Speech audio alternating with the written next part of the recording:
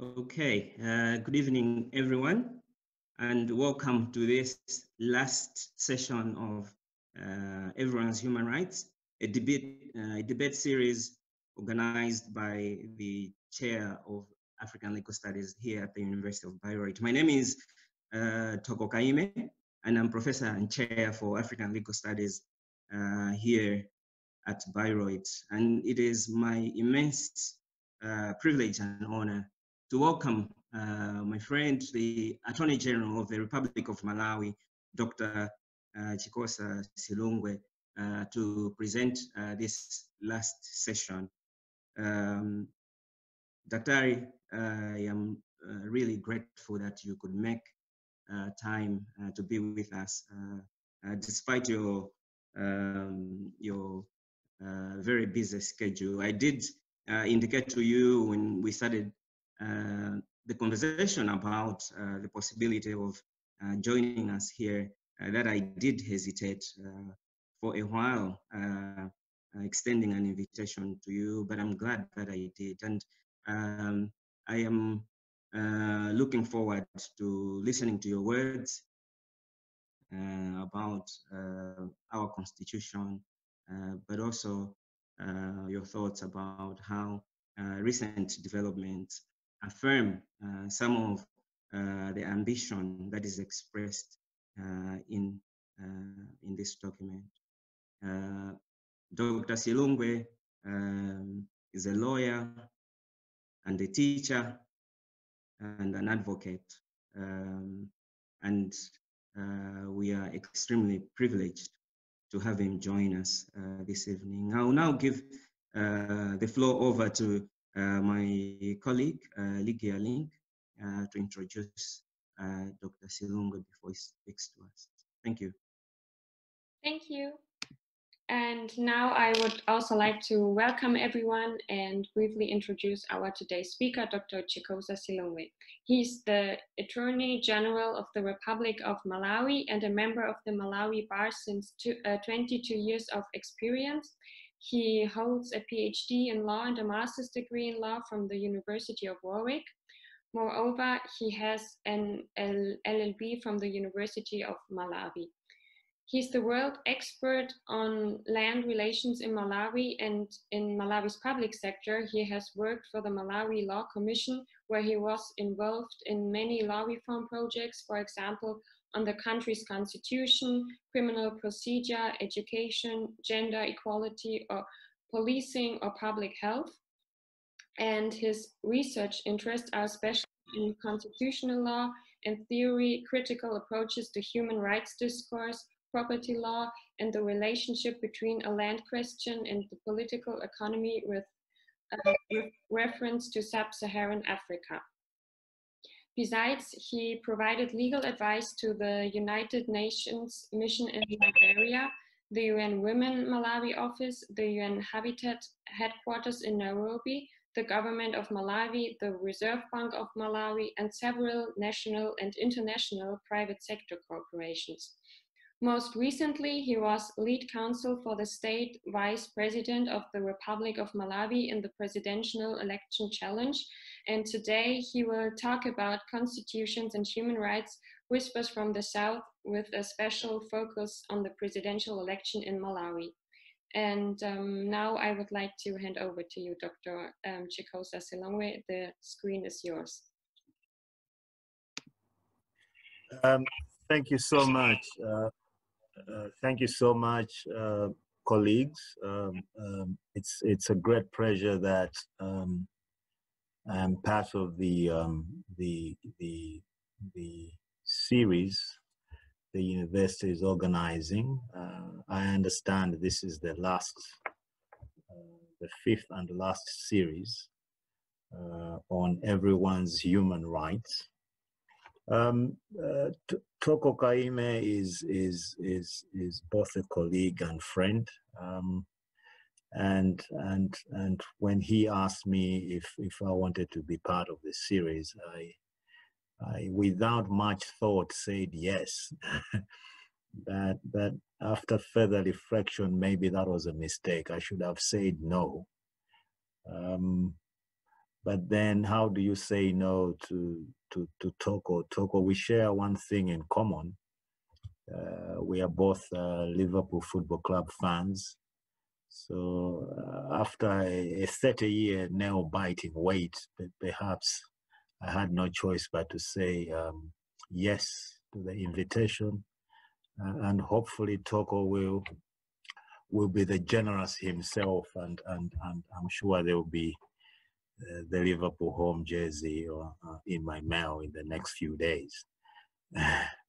As Ligia has introduced the topic, and myself very generously, so I must say, when one is asked to consider a presentation on human rights, it is as if one is thrown in, you know, you become that one little star in the universe. Where do you start? So much as my topic says constitutions and human rights, whispers from the South, I want our discussion this evening to sort of zero in on the presidential election case that happened in Malawi between 2019 and 2020. First, to sort of set the ball rolling by saying, look, why even whispering? When you whisper, you are either inaudible. You are always inaudible, and when you are inaudible, you're either ignored, or those curious enough will move closer to you to hear you, to understand what it is you're saying.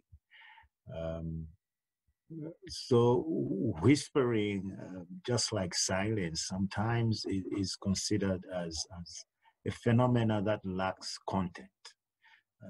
But if you just pay a little more attention, you may find there's a lot of content. There's a lot of things you may learn from situations of silence, or indeed situations of whispering. So the situation of whispering we're gonna talk about this evening is a polity called Malawi.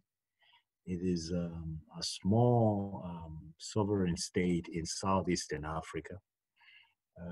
But I would like to believe that it is a polity that in the last 18 months or so has said some poignant things about human rights generally, a little more specifically about constitutional law and constitutional theory, and even further down the specific road about election law and practice in sub-Saharan Africa and beyond. A little bit of background. Malawi had a tripartite elections in 2019, 21st May,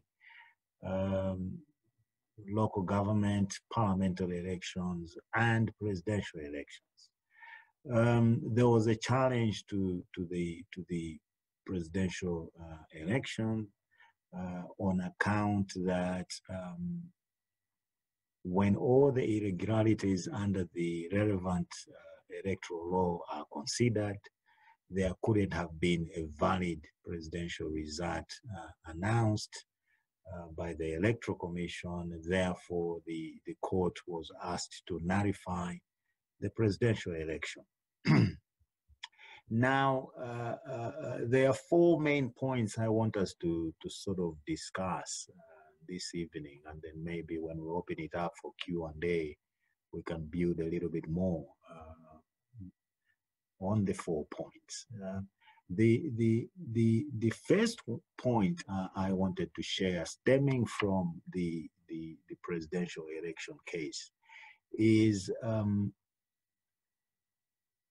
to what extent is the framing of the question important in enhancing or violating human rights? In the presidential election challenge in Malawi, the case proceeded as an exercise to answer 3 constitutional questions. And the 3 constitutional questions revolved around the human right to vote. So it stopped being a mere election petition under a statute, where if it is an election petition under a statute, usually the community, the society in a polity is divorced from the legal questions that are underway. It is usually a case between an erstwhile candidate and the electoral, the state electoral managers under which the particular election is under challenge. So the fact that the presidential election challenge, much as it had petitioners, but it was answering specific constitutional questions that coalesce under the right to vote, it went beyond the petitioners who were presidential candidates in the election under challenge, but it also embraced the voters who participated in the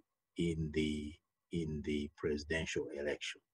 So beyond the candidates, it became, a challenge that involved all the voters in the polity and called into question the nature of the right to vote as provided for under the Constitution of Malawi.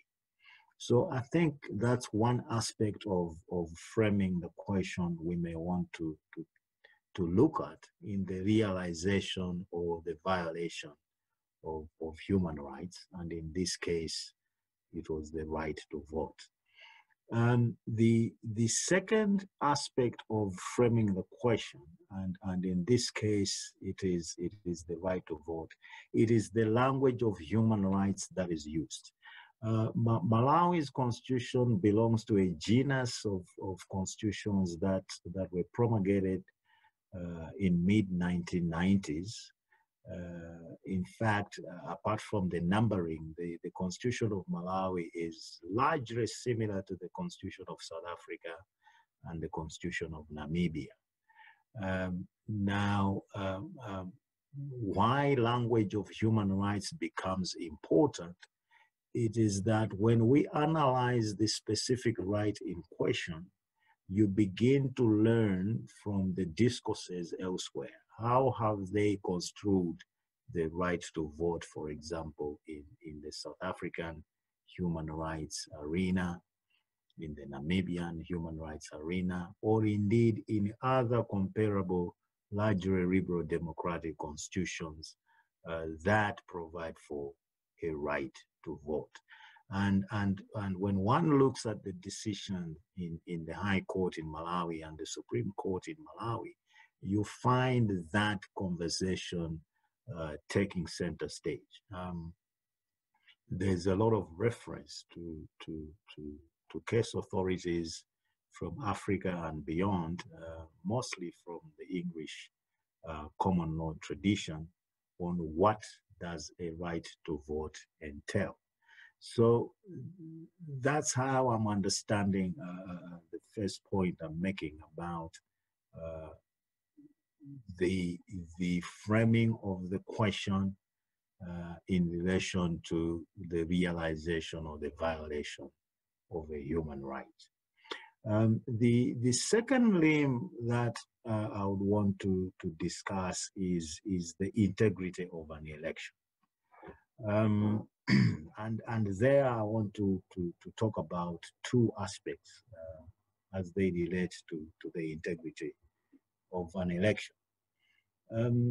for the longest time, English common law jurisdictions like Malawi would usually answer a very mundane and basic question when it comes to election, challenge. And the mundane question usually was, yes, you are challenging the election result, but did the irregularity you are bringing before the court affect the result? And this question stems from a long line of English cases, settling with a 1975 decision in Morgan versus Simpson, where an election result would be nullified if the irregularity in question is adjudged to have in fact affected a result. Now, under Malawi electoral law, there are two routes one can use to find themselves in the High Court. One can use a route where the petition simply focuses on irregularity, and that irregularity may lead to nullification of a result. The second route is an irregularity that must in fact affect a result. And this is key, because the route that the petitioners in the presidential election case in Malawi took was that the irregularity must simply lead to nullification. Those who are interested can go to the actual judgments, but you'll find, indeed, even to the court record itself, you'll find that for the longest time, the lawyers for the respondents in the case paid much more attention to arguing that, look, the irregularities, yes, we acknowledge the irregularities, but they never affected the result. In the end, the High Court and the Supreme Court in the presidential election case 2019 disagreed. They said, look, first of all, these are petitions that seek nullification. They have no business concerning themselves with whether an irregularity affects the result. It is enough that there was an irregularity, therefore it must lead to a nullification. Now, for the longest time, there have been electoral result challenges in Malawi before. And indeed, some of those petitions were taken out under the route that really should show irregularity and then lead to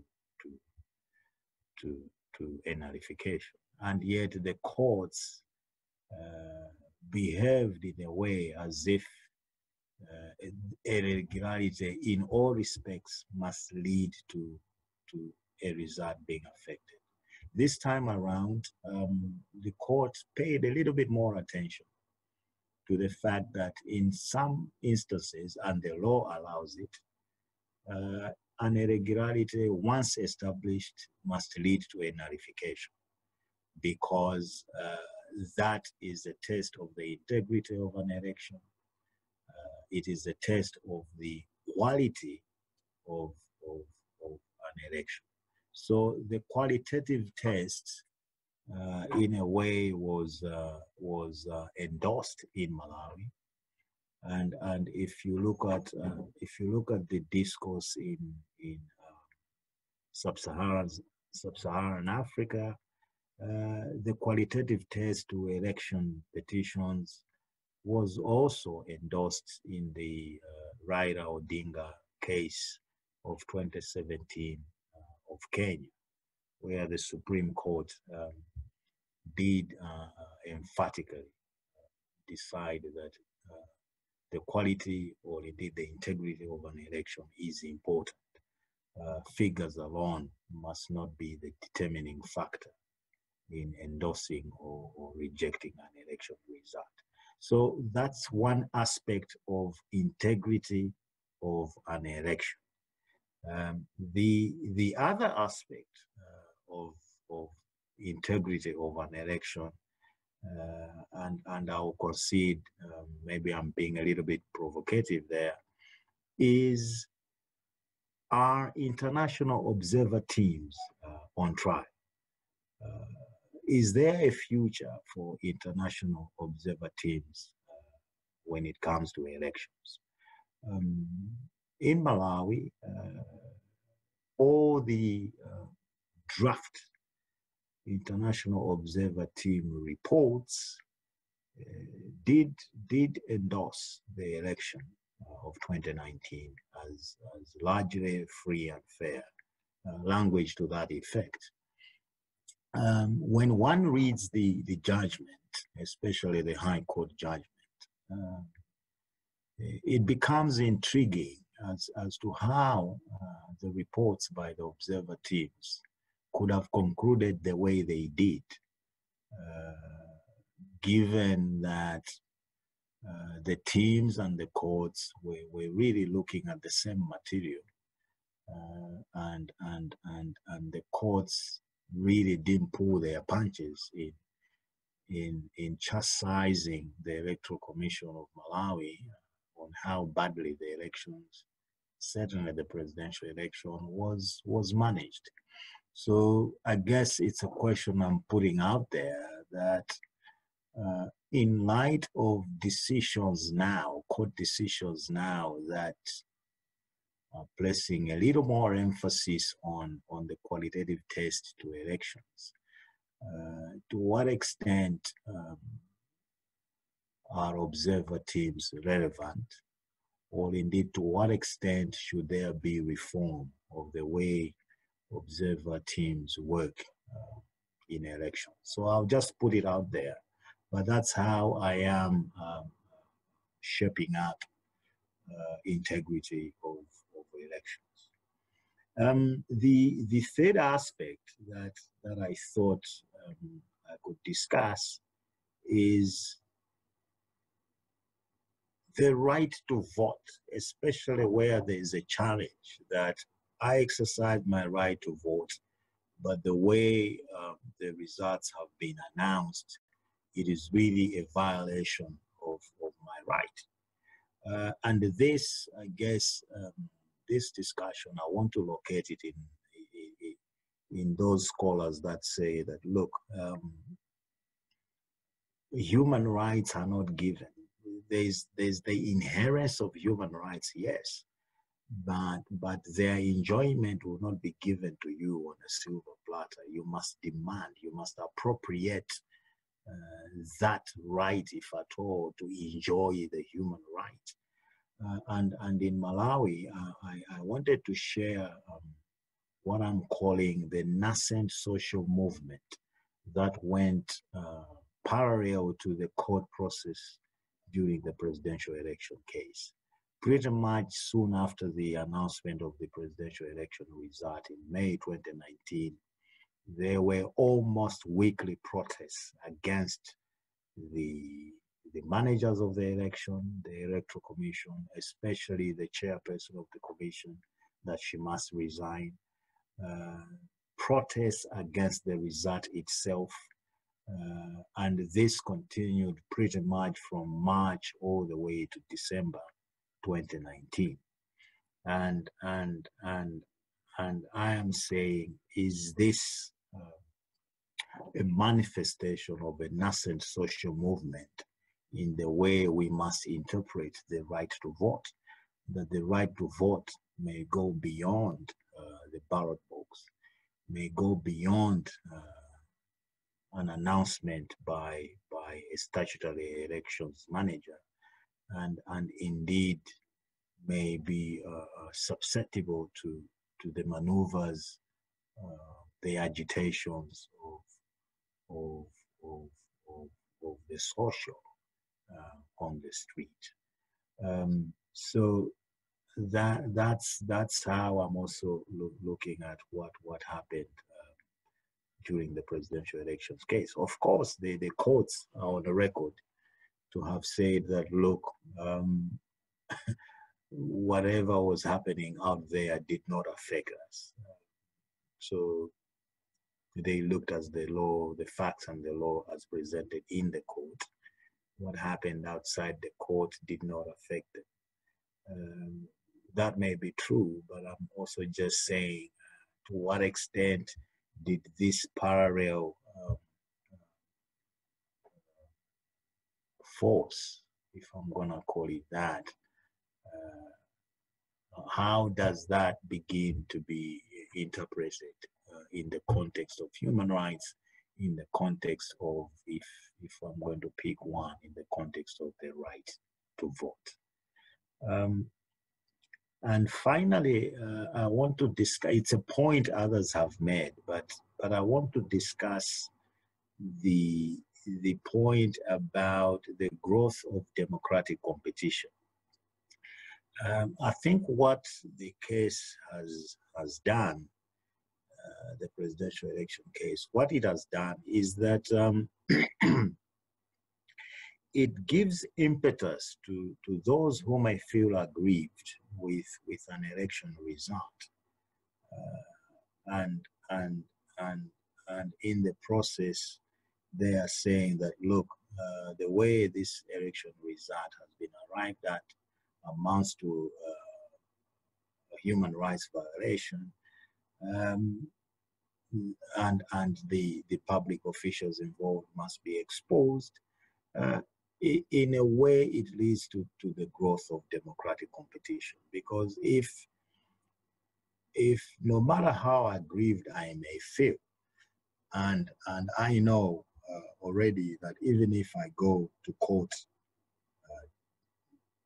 to challenge an election result, and I know already that nothing will come out of it, then perhaps the democratic competition growth becomes affected. So I am saying that, yes, we have had elections challenges before, in 1999, 2009 was the next major one. But I think the decision in 2020, arising out of the case from last year, begins to reinforce this fact that there is an incentive to challenging a violation of human rights to what I'm calling the growth of democratic competition. So those are the four main points that I thought I could share this evening.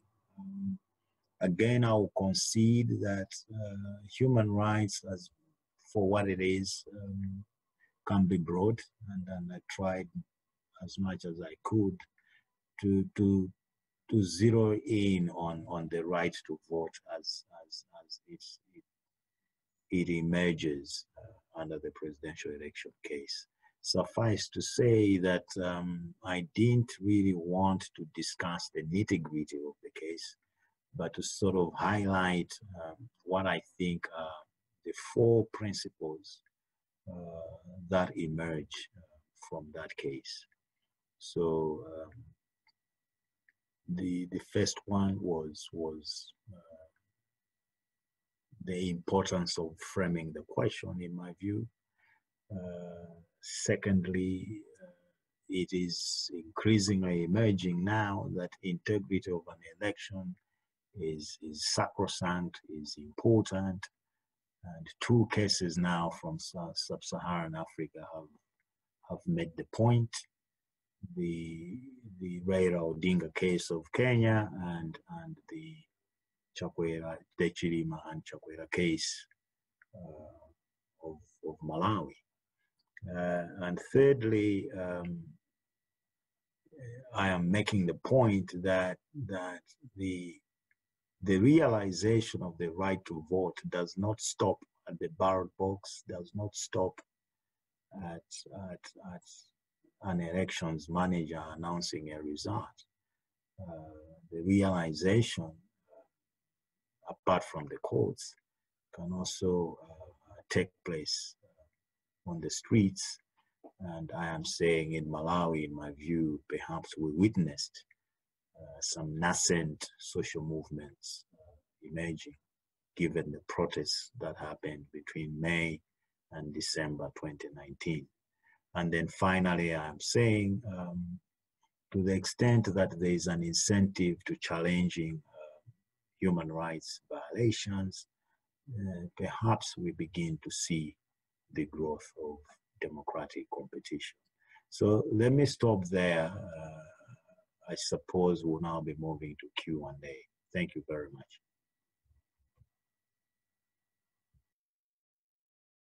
Okay. Many thanks for your insights on the development of this particular human right. I will abuse my privilege as host and ask the first question as it were, and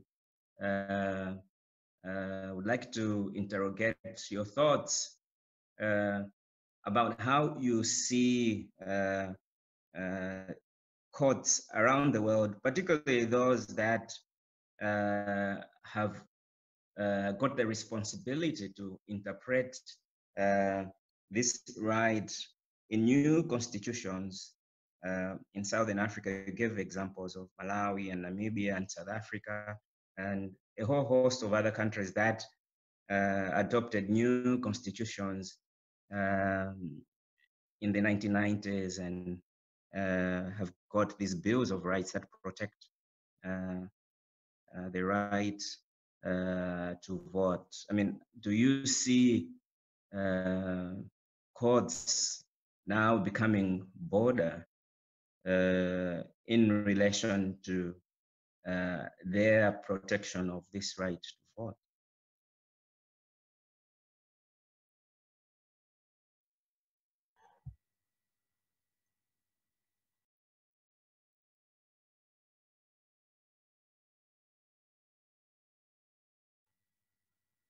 Is it possible to take a number of questions before I respond?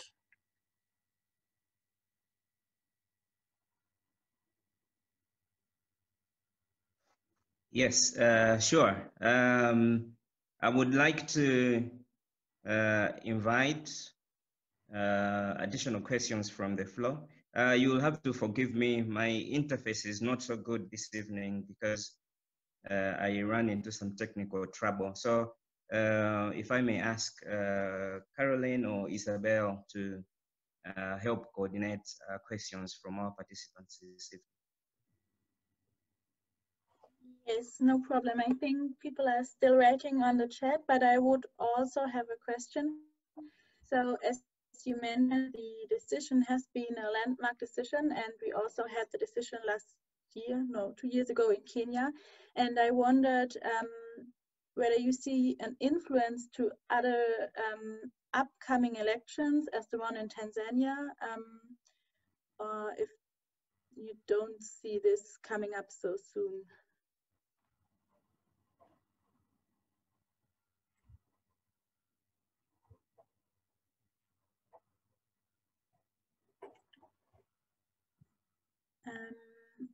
Yeah, I think that's all for now. Maybe you can answer those 2 questions and then we get more questions after that.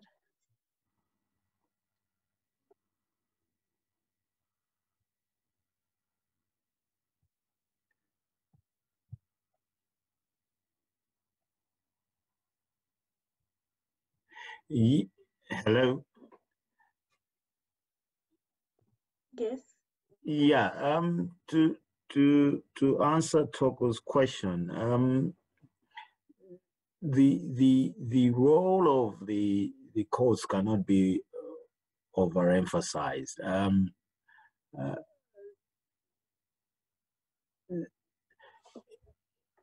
In the context of they are no longer new, really. It's almost 25 years ago. But in the context of the constitutions that emerged in the mid-90s, the constitutions themselves place an onerous obligation on the courts to interpret and protect the Constitution and the values and principles upon which the constitutions are made.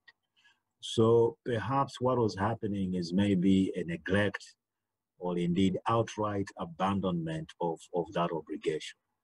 And more so when it came to elections. So I think that's one aspect of it, that perhaps there has been a realization, an awakening of sorts to live up to the constitutional obligation placed on the courts. The second limb that I would want to play around with would be to what extent is legal education playing a role in all this. I'm not trying to disrespect anybody, but the law school of the 60s and 70s is different from the law school of the 80s and 90s and even now. So to what extent is legal education, to what extent is the generation shift on the actual people sitting on the bench affecting the jurisprudence that is emerging from the bench? So in short, courts' role absolutely huge. Well, what's the nature of that role? Sometimes, perhaps not even sometimes, it derives from the Constitution itself, and also the philosophical underpinnings of the jurists themselves begin to influence how they look at what was erstwhile no-go zones, like nullifying elections. Influence on other elections, I would like to believe so. I think, if I may speak for the region, for example, quality of elections in sub-Saharan Africa has always been an ever-present issue. And the fact that courts now are willing to say something about it and even nullify an election result goes to show the level to which courts are willing to go. And secondly, it must also be a message that the statutory election managers must heed, that you cannot run an election willy-nilly. Quality of an election is important because it is important for its integrity, and it is important for it to pass the qualitative test if at all there is an election challenge. So I think that any upcoming election that ignores the developments in Malawi and indeed in Kenya do so at their own peril. Thank you.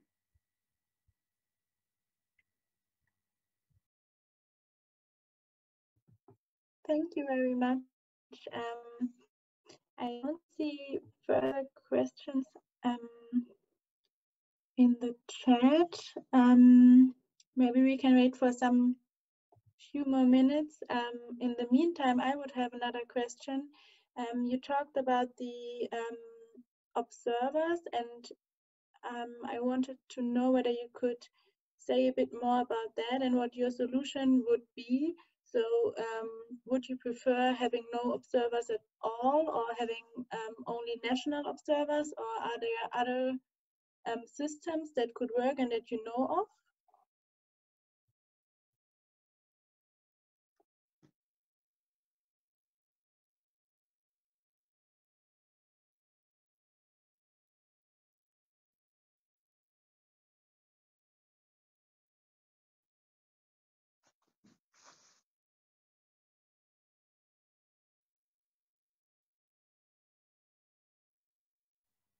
Perhaps I can take that one. To say, look, international election observation has become a discipline on its own. on one hand, and it has also become an industry on its own on the other. I wouldn't say no observers or national observers or international observers only. The only reason I make the point is I think there must be an honest, candid conversation that must take place as to what is the value addition to international or indeed to election observation generally. Maybe saying international is a bit, misleading, but to election observation generally, what's the value addition? And this may be peculiar to the way the presidential election case panned out in Malawi, but it's something we can use to kickstart the conversation. It is quite amazing when one reads the observer team reports. Yes, they are in draft, they are not finalized. They were never finalized anyway, because by the time they were meant to be finalizing the reports, the case was well into, deep in the abyss.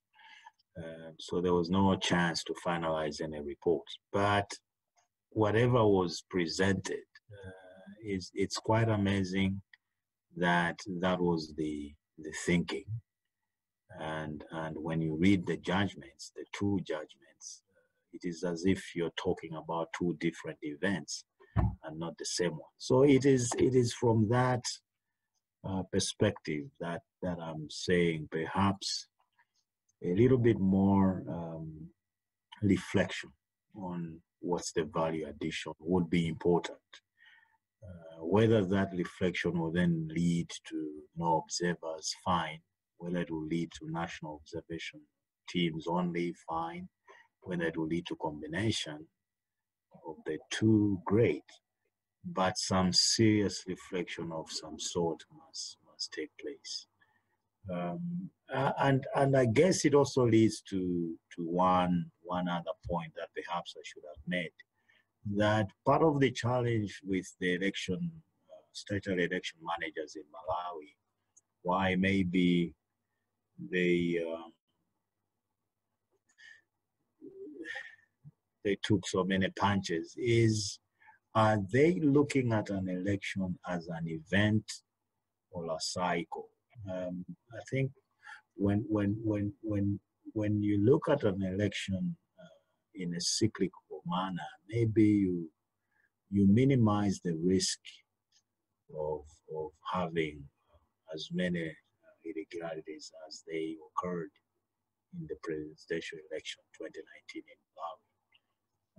And also, where do the observation teams come in? Do they come in 2 weeks prior to the actual polling day, or they should be part of this cyclical approach to the election? So the short answer I would give is let's have a reflection, and a serious one for that matter, and we can then reach the right conclusions as to the value addition observation teams bring to an election. Thank you. Okay, thank you very much. I think now people are already also writing questions. John Mukisa, would you like to raise your question, please? And after Rachel. Good evening. So this is John. I hope you can hear me. Yes. My question is in regards to because one of the things we're talking about in election petitions is how in Malawi they look at the qualitative test, which looks at the integrity of an election. And so my question is that in Uganda, for a number of the election petitions, the courts have stated that have relied on the quantitative test, and they've said that where there are irregularities, they should affect the nature or the results of the elections. And one of the reasons that the courts have relied on the quantitative test is because of the costs that elections have. Yes. So in your discussion, you seem to advance, not seem to advance, but you seem to talk about the qualitative tests. And so my question is, how do you think courts can strike a balance between the qualitative test, which is protecting the integrity of an election, against the costs that an election actually has? Because, you know, especially because given the nature of states in the South, right, in sub-Saharan Africa. So how do you think the courts can strike that balance between protecting integrity and also the costs? Yeah, thank you.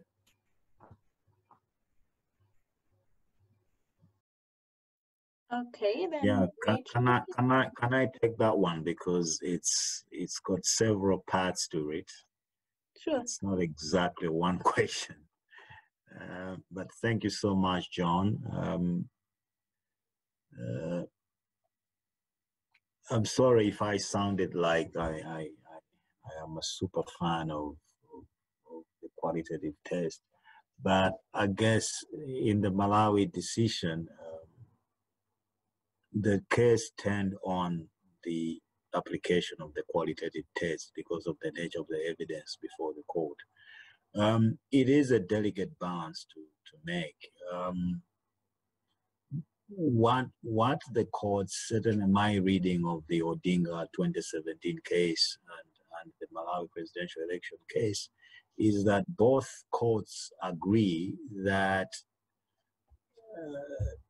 it is fatal to choose one test over the other. As an arbiter, the court must always have at the back of its mind that it can use both tests in determining the validity of an election result. So the balance really will turn on the quality of the evidence, the nature of the evidence before the court. And that will be what will lead to the court leaning more on one test or the other. I think that will really be based on the evidence before the court. The reliance on cost and therefore sustaining an election result as announced, I think that stems from, certainly I can comment from an English common law tradition, that most of the English common law jurisdictions were stuck, if I may use the word, were stuck in the Morgan versus Simpson jurisprudence of, if you're going to challenge an election, you must show that whatever you are saying was wrong with that election affected the result. So a universally applied quantitative test. While I think we have very swiftly moved now that, look, the quality of an election itself, for as long as it undermines the integrity of the election, must lead to a nullification. So I think there's a shift there, such that to then have a default position where you bring up costs may be tenuous, and I don't see how a court today would do that. I'm not saying it can't happen, but it would be so hollow that, look, the jurisprudence has moved on. You can't bring up cost as a basis to sustain an election result. So the balance between a qualitative and quantitative test may be influenced by one, the evidence, and two, the route and the statute that petitioners are using, and also, if I may add, the framing of the question itself. In the Malawi case, the fact that the election dispute, the election challenge was framed as constitutional questions meant that by and large, the qualitative test will take a little bit more center stage than the quantitative test. Thank you.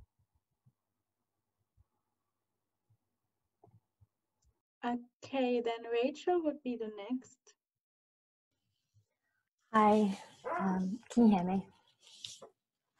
Yes. Yeah, okay, great. Hi, thank you so much for this presentation, Dr. Silungwe. I just had a question following off of your fourth point on the growth of democratic competition. What role do you see the people of Malawi, so the general people, having in the future in terms of the relationship to the legal system and just their, how vocal they are about their needs and yeah, and how active they are in what's happening in their country and how much they can participate in the decisions that are being made.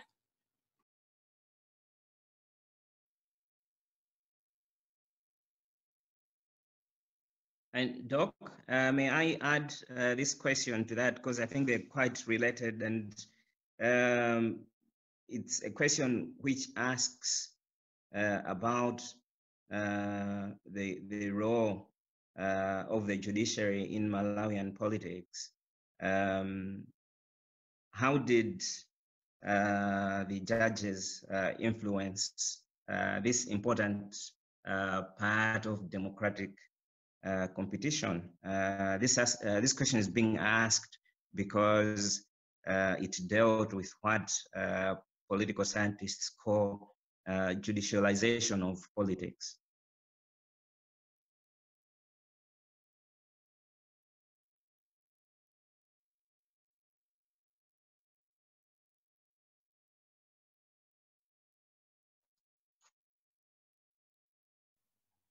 Yeah, I have seen the question on the chat about judicialization of politics.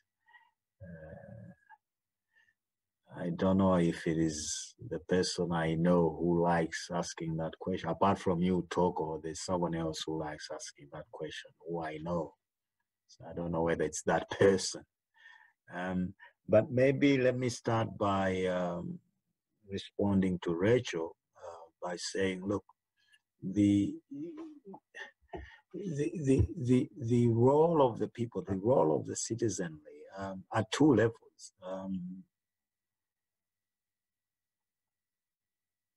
Maybe it is the beginning of active citizenship in Malawi or indeed elsewhere. So that's one side of it. The other side is legal literacy. The one thing maybe I should have mentioned about the Malawi presidential election case is that the proceedings of the case were being aired live on radio. Several private radio stations were airing the proceedings of the case live. To what extent did that galvanize these newly legally literate citizens? Perhaps a subject of some more robust research. But I can say, based on literature from elsewhere, that legal literacy is important. And active citizenship is important. So a legally literate person is more likely to become an active citizen where questions are in the juridical space, for example. So going forward, I think the citizenry has changed in Malawi. It took almost a year of people turning on their radios at 9 in the morning and perhaps turning them off in relation to the case at 6 o'clock in the evening. And this happened for 100 plus days. That's some serious crash course in law, in constitutional law, in elections law. So going forward, certainly when it comes to elections, I think the citizenry know what must happen, and they will be able to pick out if things are not happening according to law as they see it, as they heard on the radio during the presidential election case. Judicialization of politics.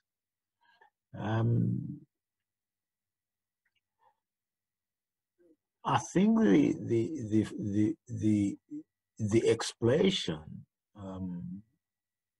would be valid if politics is narrowly, seriously narrowly defined. Otherwise, politics as power relations would mean that law itself is politics. So judicialization of politics would be judicialization of law. Why would one want to even talk about that? Beyond that, certainly when you talk of Malawi, my view is judicialization of politics, to use the expression, happens and has constitutional basis, happens in the constitution itself. Courts have jurisdiction to determine any matter, any subject matter. Courts have jurisdiction to determine even matters that are mundanely political, to paraphrase the language of the Constitution of Malawi.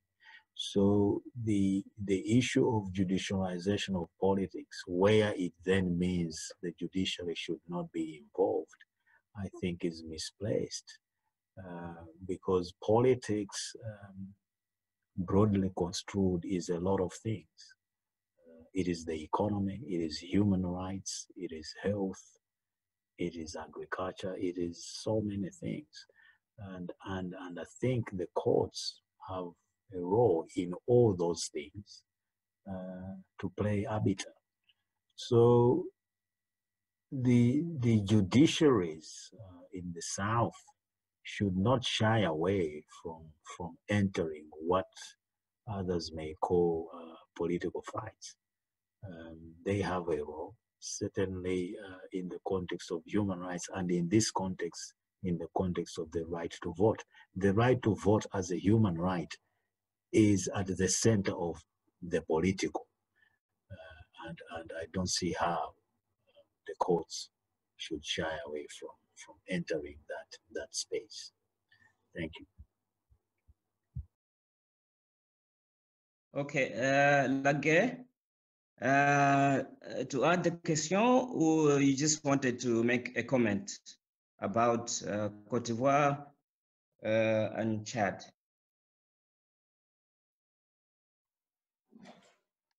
Hello?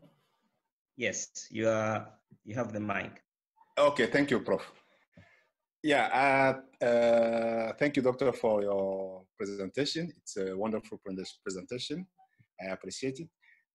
I'm Laguerre Gerandi from Chad. I have actually just small comments.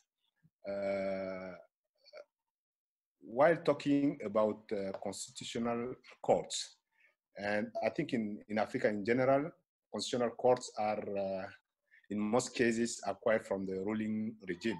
It's the case also in my country.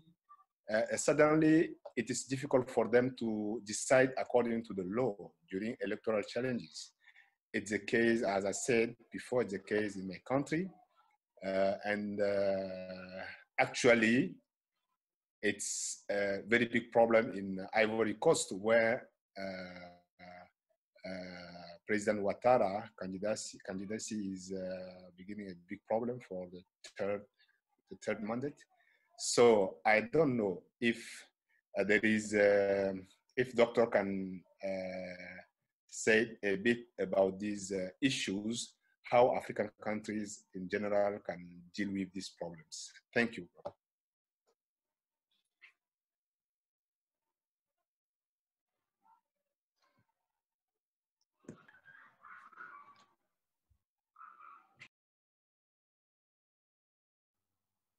Yes, thank you so much. A huge question. That's the reality of most of Africa, most of the global South, if I may add. And it goes to perhaps expose maybe two or three things. The first one is the level of the strength of our institutions, the level of the strength of our democratic institutions. I think in a lot of jurisdictions, in a lot of countries, institutions are still really a function of who is in office. So their strength, their effectiveness is usually based on the individual at the helm, and not so much that the institution has a culture that is democratic. So that's I think one challenge. The other challenge is the quality of politics.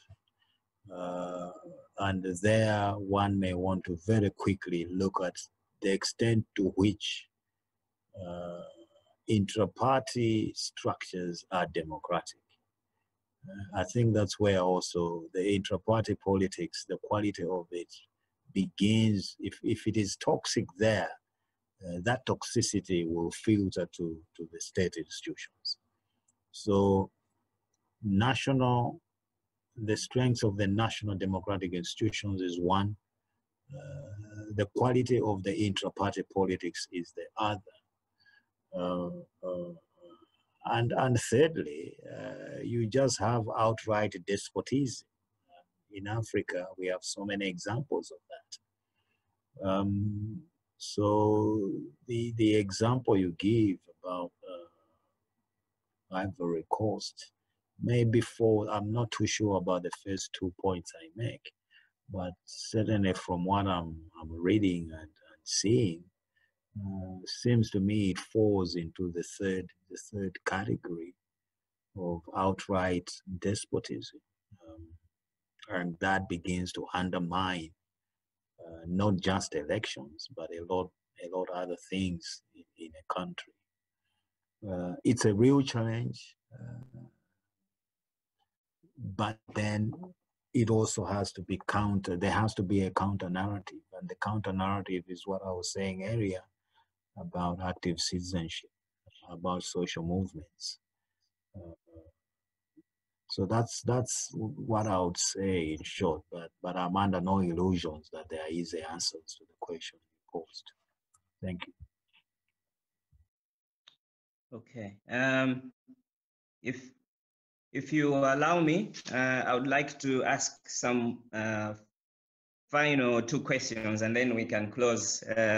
As you know, I could talk about this for a month and a day and still have stuff to talk about. But my first question relates to how you see the general supervision of human rights by courts in Malawi, particularly challenging rights such as socioeconomic rights, right to housing, right to food, and others that haven't been elucidated so well, given the kind of attention we saw the courts apply to the issue of the right to vote. That's the first question. And then the second relates to the function of your office in supervising the conduct of government institutions and government officials, including self-reference by the government to the court to make sure that decisions are constitutionally sound.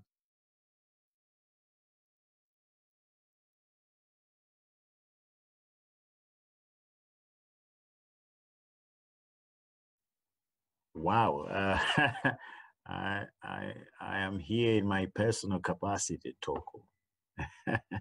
That's the way I'm going to run away from the... Yes, I thought I should take some from liberties here from already. That's how I'm going to run away from your second question. Yes. But maybe let me start with that one, actually. The Attorney General's office in Malawi is established under the Constitution. The language is that the Attorney General is the principal legal advisor to the government, and government there is government as broadly construed. Now, the Constitution of Malawi has foundational values, foundational principles, some 9 of them. In short, the 9 principles really are about 1, open government, 2, that the exercise of legal and political authority of the state derives from the people, so popular sovereignty. So one is not in office for massaging their own ego. One is in office because there are parameters on how they discharge their mandate, and those parameters are set out in the Constitution. So the advice that must emanate from the office of the Attorney General must first of all be guided by the Constitution. And the Constitution is very clear as to what must be happening in this country. In driving the human rights agenda, there is difference to a state institution in this country. The Human Rights Commission is touted to be in the forefront of that, but that does not mean that the office of the Attorney General has no role at all in ensuring that human rights are respected, human rights are protected. And indeed, in fact, there are instances where the Attorney General has provided opinions as to whether human rights are being realized or being violated, even in the case of state institutions. I think there is a case which you, Toko, should be aware of, the case on prison conditions in Malawi. And I think the state didn't put up a fight to that case, pretty much realizing that in fact, perhaps the conditions in prisons in Malawi fell short of minimum international standards.